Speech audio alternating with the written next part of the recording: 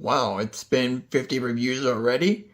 That's right, we have hit 50 toilet reviews, and I figured I'd do a little something fun for this occasion, and probably every 50 videos or so.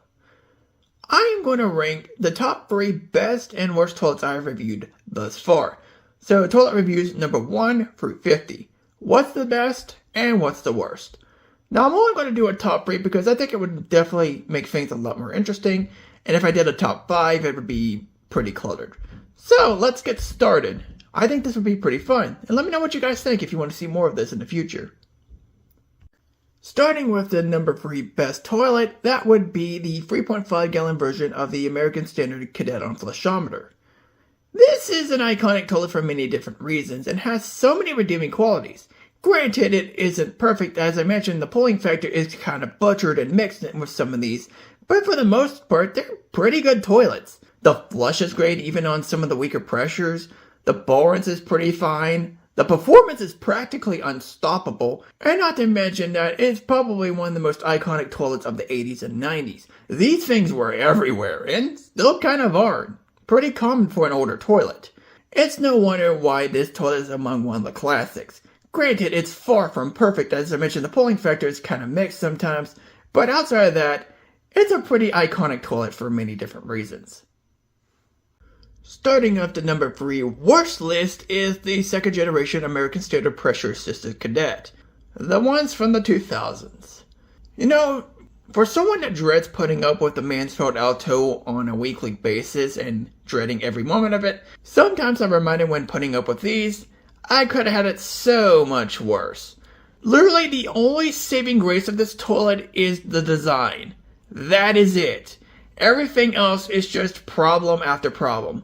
The shredding factor is ridiculous on these, the flushes aren't even that good, the balances are still crap, and not to mention the recalled 503 flush mates.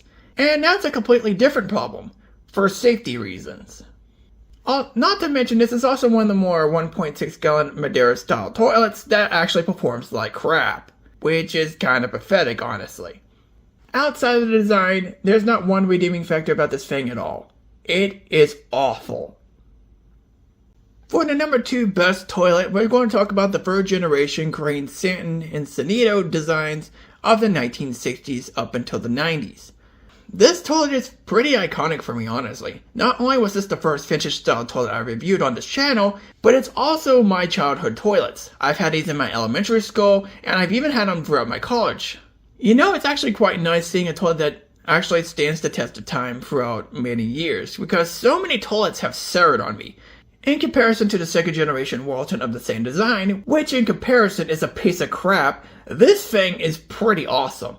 A pretty good flush for its flushing style, unstoppable performance, a pretty good pulling factor, and a strong survivability.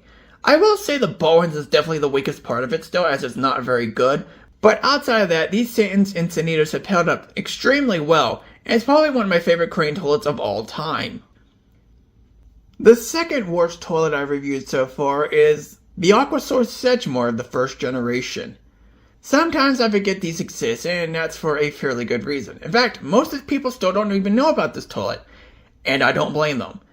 The best way to describe this toilet is just a cheap piece of garbage. It's just a front flusher on a dual flush system, and it sucks as much as it sounds. Inconsistent flushes, pathetic performance, terrible ball rinse, all the rest. Just about the stuff you expect from a front flusher in general. Mostly all the negatives, that is. Sometimes I wonder why this toilet even exists. Not only is this one of the worst front flushes I've ever seen, but man, is it so forgettable.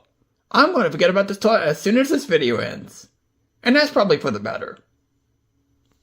The best toilet out of all the 50 toilets I've reviewed thus far is the standard Madeira from the 1930s up until the early 60s.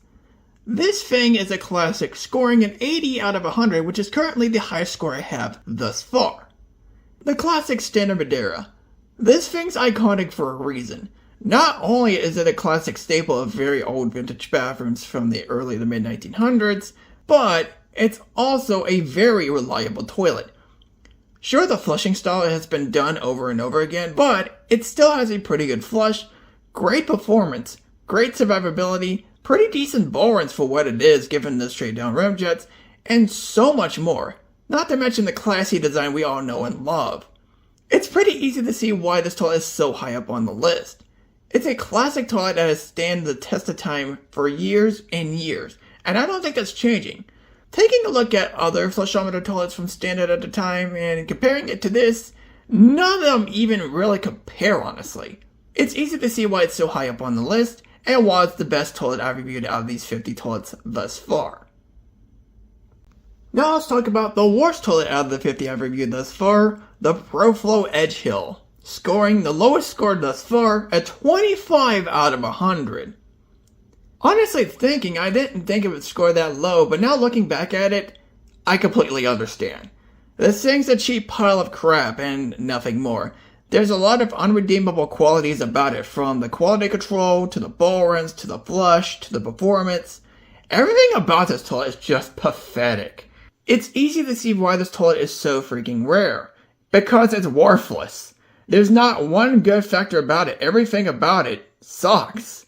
The design, the quality control, the performance, the flush, everything. This is also one of those few toilets that you have to modify to even get anything better out of it, which is a waste of time and money when you could buy a better toilet. But it's easy to see why this toilet is the bottom of the barrel of all the reviews I've done thus far. But don't worry, we'll go beyond the bottom of the barrel. Just you wait. And that is the list. Let me know if you guys want more of this when I eventually do 50 more reviews. I thought this was pretty fun, and it definitely takes a perspective to see how bad or good things have been in terms of toilet reviews. So do let me know if you want more of this. Anyways, I hope you guys enjoyed this video, and I'll see you guys next time.